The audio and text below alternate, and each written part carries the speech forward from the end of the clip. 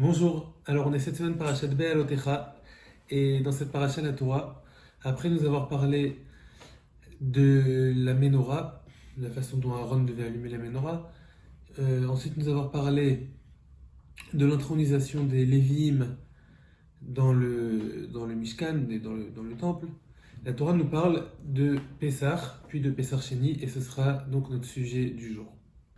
Donc on va remettre dans le contexte. Alors nous sommes la deuxième année de la sortie d'Égypte en Nissan. Donc Nissan, c'est le mois où les Juifs sont sortis d'Égypte. Et à ce moment-là, Dieu dit à Moshe que les bénis Israël doivent faire le Korban Pessah pour la deuxième fois, puisqu'il l'avait déjà fait en Égypte, juste avant de sortir. Donc le Korban Pessah, c'est un agneau qu'on doit égorger, ensuite manger. Donc on doit le griller, qu'il soit pas cuit à l'eau, mais bien grillé, et qui soit mangé avec de la matzah et du maror. Alors Dieu dit donc vous allez faire ce korban. Ça va être la seule fois où ils vont faire le korban Pessah pendant tous les 40 ans où les Juifs vont être dans le désert. Et donc jusqu'au moment où ils vont entrer en Israël. Donc à ce moment-là, au moment où les Juifs font le korban Pessah, il y a des gens dans le peuple juif qui sont impurs, qui ont été malheureusement impurs au contact d'un mort, et qui donc ne peuvent pas faire le Korban Pessah, puisque quelqu'un qui est impur ne peut pas rentrer pour faire le Korban Pessah. Donc, ces gens-là vont voir Moshe et Aaron ensemble, et ils leur disent la manigara, pourquoi nous on doit être séparés de tout le peuple? Nous aussi, pourquoi? Parce qu'on était au contact d'un mort, on va se priver de cette belle mitzvah qui est le Korban Pessah. Pourquoi? Donc ils vont voir Moshe comme ça, en lui disant on veut nous aussi faire la mitzvah. Et là Moshe il sait pas trop quoi répondre. Alors il dit attendez, je vais écouter, je vais voir qu'est-ce que Hachem va me dire pour vous. À ce moment-là, on arrive donc au Pasuk Tet, puis le Pasuk Yud. Donc Pasuk Tet va d'abord Hachem el Moshe les morts. Donc maintenant Hachem va dire à Moshe quoi faire pour ces gens qui étaient impurs. Comment faire pour qu'ils puissent accomplir la mitzvah du Korban Pessah. Alors, le Pasuk Yud Perektet nous dit Daber al Beni Israël, les morts parlent aux enfants d'Israël en disant Ish qui y est tamé la nefesh. Quelqu'un qui est tamé au contact d'un mort, qui est impur au contact d'un mort. Au Bederer Rechoka, ou alors s'il est dans un chemin lointain. Alors ici c'est intéressant de remarquer déjà que la Torah rajoute le mot derer rechoka, le chemin lointain, quelqu'un qui est dans le chemin lointain qui ne peut pas, alors que les Juifs se sont plaints d'avoir été impurs. Personne n'a parlé d'être dans un chemin qui est loin. Alors, lachem pour vous, o les dorotechem, que ce soit pour vous, votre génération ici qui est 2 ans après un an, parce que la deuxième année, donc 1 an après la sortie d'Égypte, ou alors les dorotechem, ou alors que ce soit pour les générations à venir. Alors ces gens-là avaient à ça fait Sach Lachem, il fera quelqu'un qui était impur ou qui était dans un chemin loin, il fera le Pessah, le Korban Pessah pour Hachem. Comment? C'est les psukim d'après. Bachodesh Hasheni, le deuxième mois, c'est-à-dire le mois de Iyar, Berba Asariam, le 14 Iyar, donc dans l'après-midi, donc un mois pile après le 14 Nissan, le jour du Korban Pessah. Ils le feront. Et Al-Matzot Morim Urlou, ils le mangeront donc comme le vrai Korban Pessah, c'est-à-dire celui du 14 Nissan, avec de la matzah et du maror. Et donc voilà. Ensuite, ce qui me continue ensuite. Donc par contre, quelqu'un qui était pur ou qui n'était pas dans un chemin, alors lui, et qui quand même il ne l'a pas fait, le Korban Pessah. Alors lui, il ne pourra pas le faire. Venir Cheta Nefshei, son âme sera retranchée de son peuple. Il ne pourra pas faire le Korban Pessah.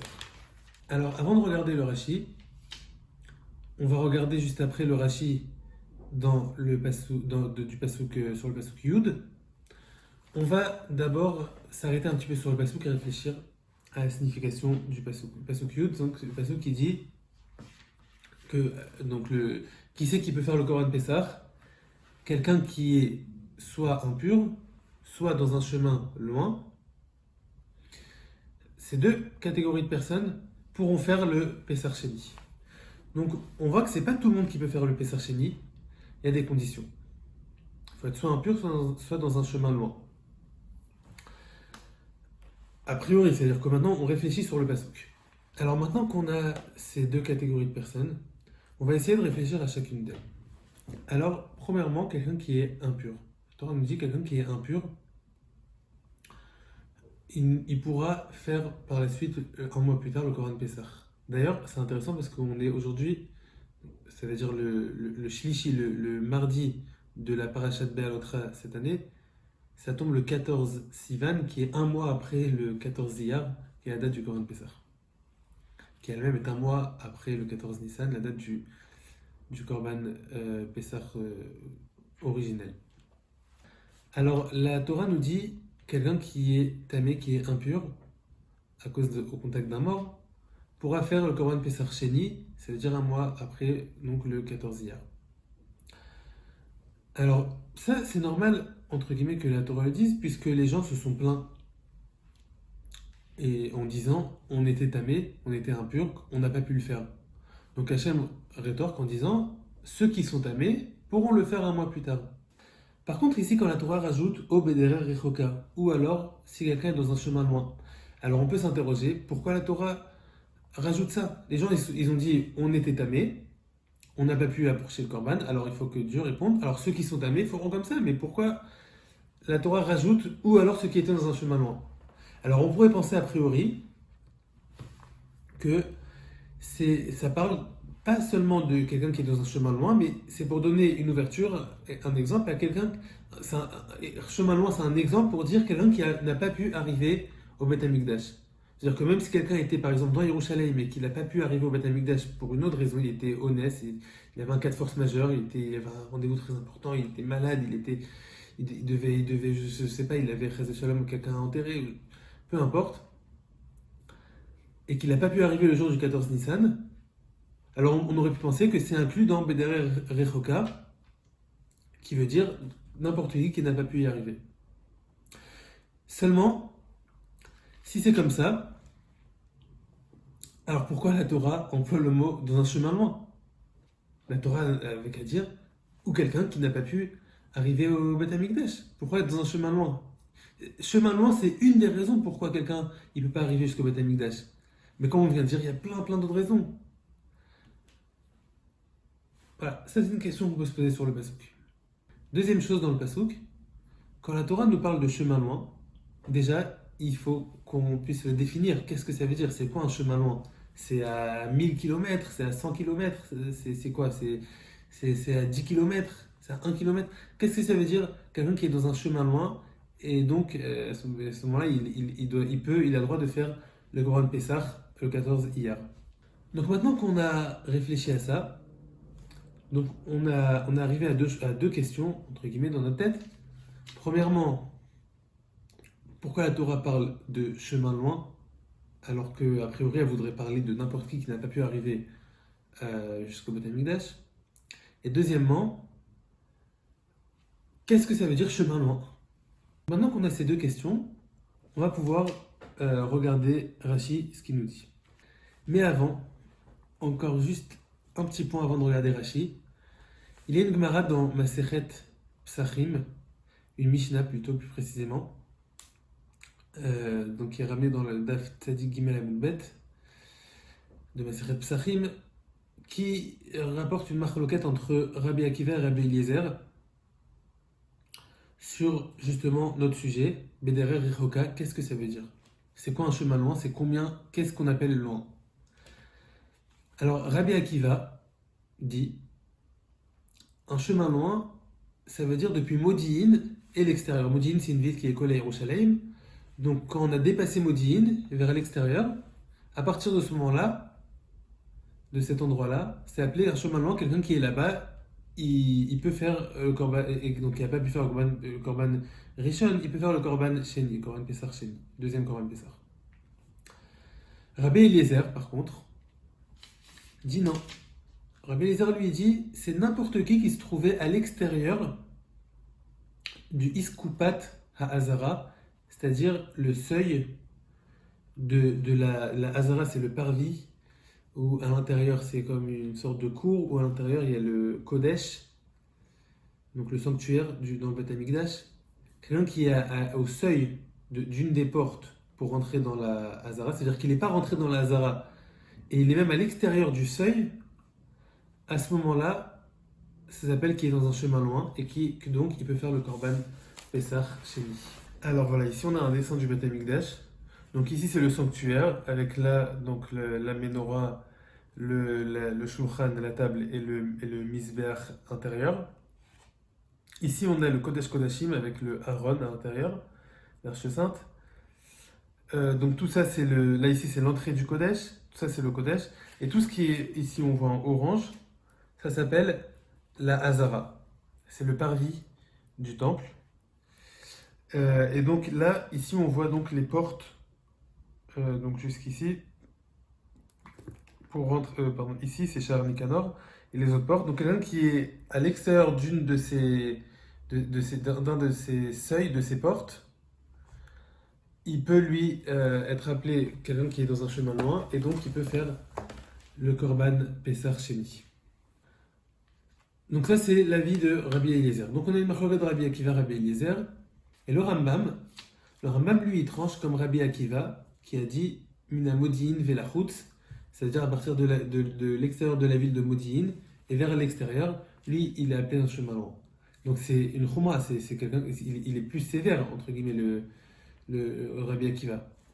Et le Rambam tranche comme lui, puisqu'il dit dans l'Ilchot de Korban Pessah, Perek 5, Halacha 15,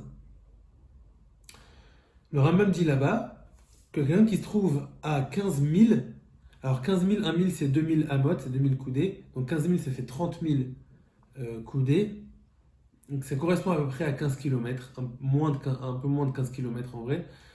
Donc c'est la taille en vrai de la ville de Modi'in, comme la Gemara le rapporte au nom de Oula, qui est un Amora dans la Gemara, qui dit que quand Rabbi Akiva dit Mina Modi'in velachutz, ça veut dire 15 000. Donc le Rambam dit que celui qui a après ces 15 000, il peut faire le Korban Pessah Sheni. Ok. Rashi, par contre, on va voir Rashi tout de suite ici, comme qui il tranche. Est-ce qu'il tranche comme Rabbi Akiva ou comme Rabbi Eliezer?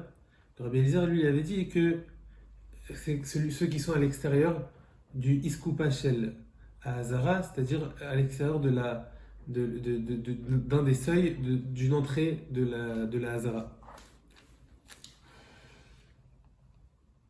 Alors Rashi, il dit Nakoud Alav.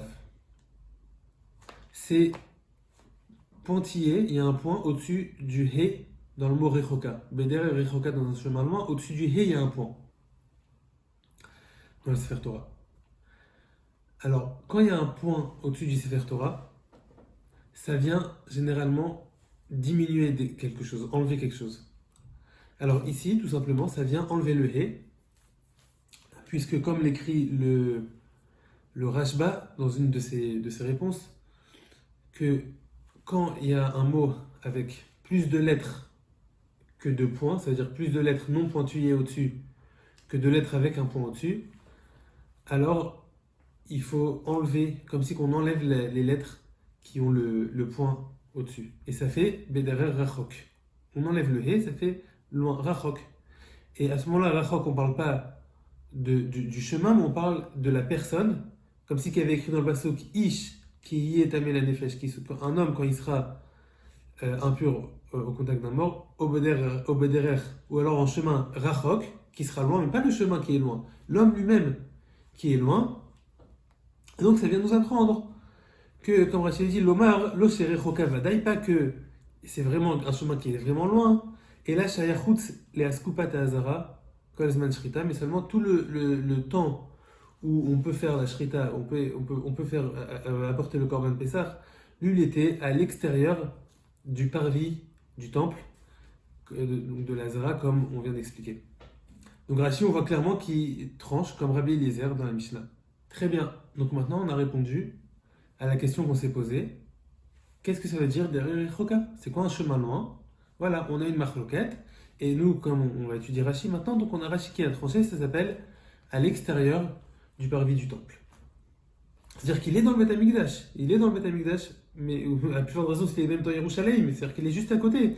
Mais seulement qu'il n'est pas rentré dans la Hazara, peut-être parce qu'il n'a pas vu, peut-être qu'il y a trop de monde, etc. Bon, en tout cas, il n'est pas rentré dans la Hazara. Alors, il est pas tour, et à ce moment-là, il peut très bien faire le Korban un mois plus tard. Alors maintenant, on va rappeler la première question qu'on a posée au début, sur le Passouk.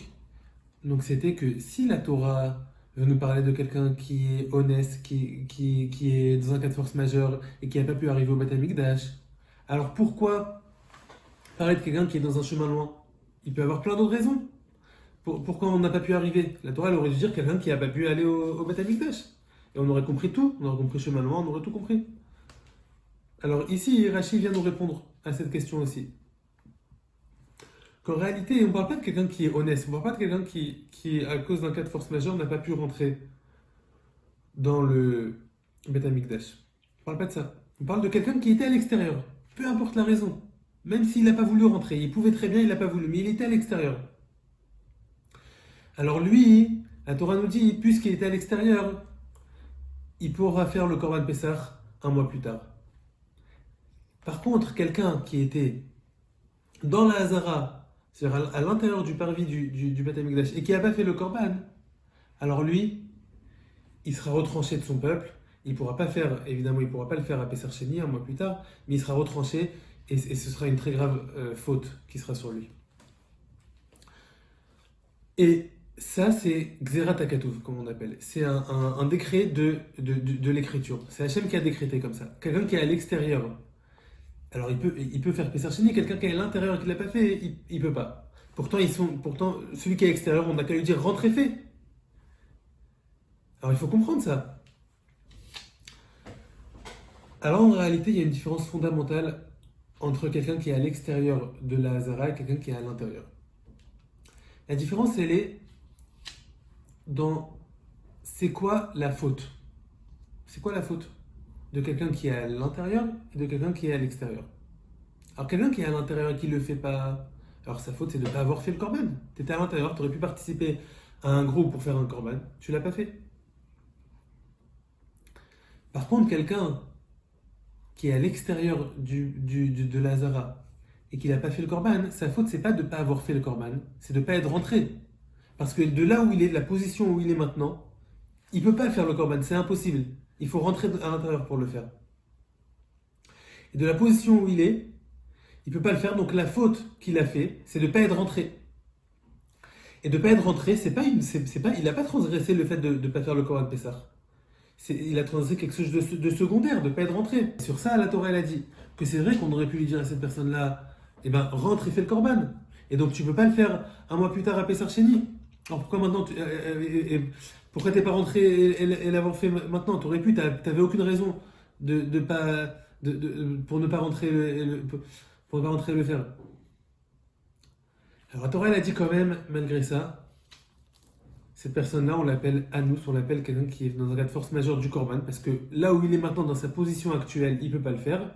C'est vrai qu'il a fait autre chose, il a fait autre chose, mais c'est beaucoup moins grave. Juste ce qu'il a fait, c'est qu'il n'est pas rentré pour le faire. S'il serait rentré, alors là, oui, ça aurait été très grave, on aurait dit pourquoi tu l'as pas fait. Il aurait été retranché, etc. Mais quelqu'un qui n'est pas rentré, alors la seule chose qu'on peut lui reprocher, c'est de ne pas être rentré.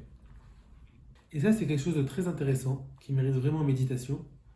Le fait que Hachem, avant de punir quelqu'un pour une faute, il prend en considération d'autres paramètres. Il prend en considération la situation dans laquelle il était au moment de la faute.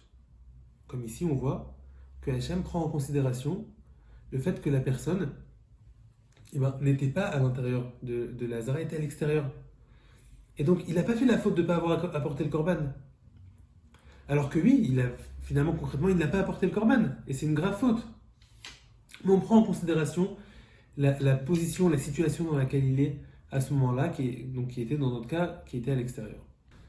Alors maintenant qu'on a compris ça, regardons la suite de Rashi, qui a priori, je dis bien a priori, a l'air complètement sorti du contexte. Rashi met un point puis il dit ce qu'on va dire maintenant. Quel rapport a priori? Alors regarde, Pessar Sheni, donc le Pessar Sheni, deuxième Pessar, la deuxième fois qu'on fait le Korban Pessar, Matzah vechametz imo babayit, il peut y avoir de la matzah et aussi du chametz dans la maison. Donc de la matzah, puisque le korban il faut le manger avec de la matzah, c'est la loi du korban Pessah. Et on n'a pas besoin de faire le bio chametz, d'annuler tout le chametz, de faire le nettoyage de la maison encore une fois. Ve'en sham yom tov, et il n'y a pas de yom tov juste après, comme au moment du premier korban Pessah, le 14 Nissan, le lendemain c'est un yom tov. Ve'en isur chametz, et la imo ba'achilato. Et l'interdiction de manger du chametz, il vient seulement au moment du korban, au moment où on mange le korban, c'est-à-dire la viande du korban, et c'est tout. Juste après, on peut manger du chametz. Alors, a priori, quel rapport entre ça et le fait de qui a le droit d'amener un korban, un Pessah, un korban Pessah Sheni, et qui n'a pas le droit? En réalité, ce qui nous dit Rashi ici, ça vient de la Gemara. Comme beaucoup de choses que dit Rashi, ça vient des Midrashim ou de la Gemara. Alors la Gemara dans Psachim, Daf Tzadik He, Amoud Aleph, page 95, donc nous rapporte ce que nous dit Rashi ici, qu'à Pessar Sheni, donc malgré qu'on mange avec de la matzah, mais on peut avoir aussi du chametz dans la maison, on n'est pas obligé de brûler tout le chametz, et donc il n'y a pas de Yom Tov. Et a priori, cette Gemara-là, elle paraît un petit peu difficile, mais alors Rashi nous le rapporte ici, parce que grâce à l'explication qu'il a donnée juste avant, on peut comprendre maintenant cette Gemara. Et c'est pour ça que Rashi le rapporte ici. Alors j'explique. Ça aurait été compliqué de comprendre la Gemara si jamais on pensait que derrière Rechoka, un chemin loin, c'est vraiment un chemin loin, comme d'ailleurs le Rambam le dit, et qui est rapporté au nom de Rabbi Akiva dans la Mishnah, que c'est vraiment un chemin loin, c'est-à-dire quelqu'un qui était à 15 km de Yerushalayim. Alors a priori, quelqu'un qui est dans cette situation, il ne peut pas faire non plus la mitzvah de la matzah, ni la mitzvah du maror, ni la mitzvah de brûler d'anéantir le chametz, puisqu'il n'est pas chez lui, il est en chemin. Donc on se serait posé la question, et alors pourquoi Pessar Sheni il ne ferait pas tout ça? Il brûle le chametz, c'est-à-dire que maintenant qu'il est chez lui, un mois plus tard il est chez lui, il a tout ce qu'il faut. Alors il peut faire la mitzvah de manger la matzah, c'est-à-dire la matzah à part celle qui mange avec le korban. Donc, la matzah vraiment, pour la mitzvah de la matzah, la mitzvah de manger le maror, et la mitzvah de brûler le chametz. Maintenant que chez lui, il aurait dû faire. Et pourtant, si on regarde la Gemara, il nous dit, Pessar Sheni, il ne le fait pas. Alors maintenant que Rashi a expliqué qu'en vrai, derrière Roka, c'est quelqu'un qui est chez lui, qui est à Yerushalayim, qui est n'importe où, mais seulement qui est même dans le Beth Amikdash au moment du Korban. Mais seulement il n'est pas dans la Hazara, c'est au moment où le Korban se fait. Mais il n'est pas dans la Hazara du Beth Amikdash. Alors lui, il peut faire Pessar Sheni. Ça veut dire que cette personne-là, elle a pu faire Biur Chametz, brûler le Chametz, elle a pu manger la matzah, elle a pu manger le maror, elle a pu tout faire. Donc c'est pour ça que la Gemara, et maintenant on comprend pourquoi la Gemara nous dit qu'il peut y avoir du Chametz dans la maison, parce que la mitzvah de Biur Chametz, elle a déjà été faite, et qu'il n'y a pas de Yom Tov, parce que le Yom Tov aussi, il a déjà été fait, etc. Voilà, alors juste un dernier petit point, j'espère que c'est pas trop long. Korashi dit que il n'y a pas de tout à la fin, il n'y a pas l'interdit de manger du chametz, c'est seulement avec le korban, avec la viande du korban. Alors sur ça, pas tout le monde est d'accord. Il y a le Minchat Rinour qui écrit que non, il peut manger le korban avec la matzah. Juste qu'il mange un kazaï avec le chametz, pardon. Juste qu'il mange au moins un kazaï, 30 grammes de viande du Corban Pessah avec de la matzah et son chametz. Et tout le reste de la viande, il peut la manger avec le chametz. Voilà. Donc il ne comprend pas pourquoi Rachid dit ça. Bon, il y en a qui ont répondu qu'en vrai Rachid il a appris ça parce que c'est écrit dans le passouk ici, c'est écrit Al matzah tu merorim yochlou, c'est-à-dire qu'il faut manger le korban pesach avec de la matzah. Donc si c'est avec de la matzah, c'est forcément sans chametz. On n'a pas vu qu'on fait une différence entre 30 grammes du korban et tout le reste du korban. Donc c'est pour ça que Rachid il écrit ici que tout le korban pesach, on ne peut pas le manger avec du chametz.